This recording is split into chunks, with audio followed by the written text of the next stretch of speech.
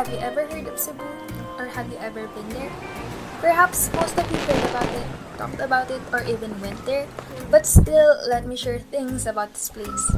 So sit back, relax, and listen to our presentation as we explain how phenomenal Cebu is.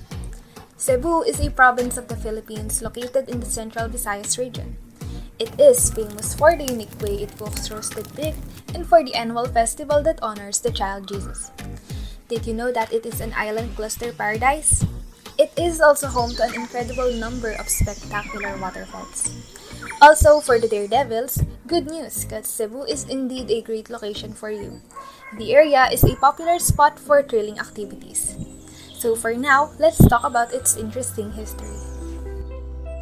Next, let's briefly talk about its history. Cebu is a province in the Philippines that covers Cebu Island, as well as many other nearby islands.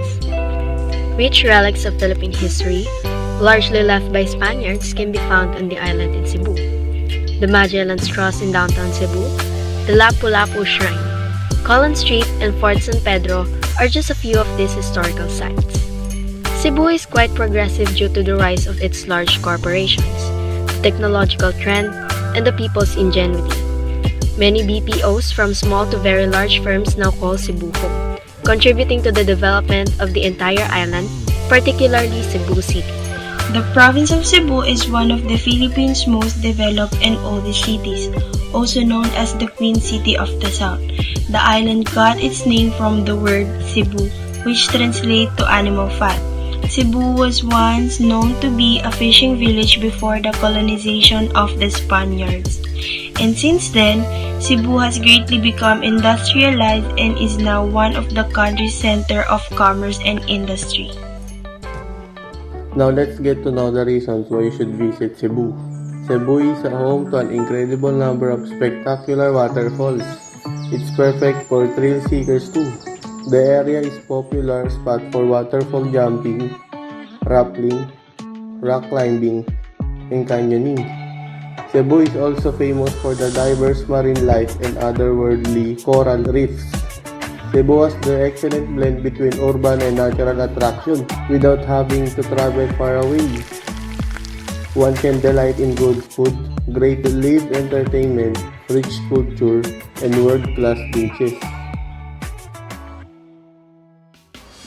Food delicacies. Besides its breathtaking destinations and interesting history, Cebu is also known for its flavorful dishes and food delicacies. And now, let's get to know the top local foods to eat in Cebu, Philippines during your stay. So we have puso rice, lechon de Cebu, pochero,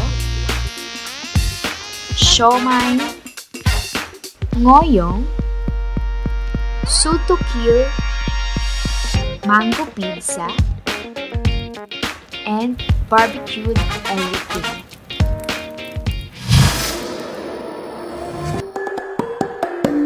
Last but not the least, let's learn some interesting trivias in Cebu.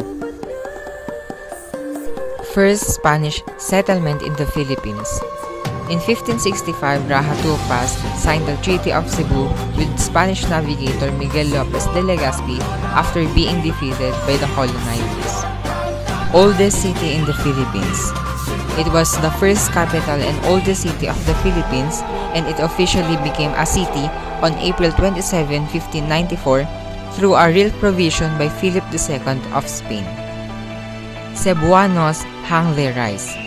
Normally, if you have a lechon, then it will never be completed without puso or hanging rice on the side. Puso was the first used as a ritual object among the village farmers in the Cebu city. The best lechon ever. If you are looking for the best and world's famous roasted pig, or what Filipino call lechon, then Cebu City is the right place for you, because in Cebu we have the best roasted pig for you.